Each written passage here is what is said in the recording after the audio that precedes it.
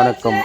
பரிக்கல் கிராமத்தில் தொடர் திருட்டு சம்பவம் நடைபெற்று வரும் நிலையில் பரிக்கல் கிராமத்தைச் சேர்ந்த வெளியூரில் வேலை செய்து வரும் நபர்கள் தனது வீடு பூட்டி வைத்து உள்ளோம், நம்ம வீடு திருடர்கள் கொள்ளையடித்திருப்பார்களோ என்ற அச்சத்தில் வெளியூரிலிருந்து இன்று காலை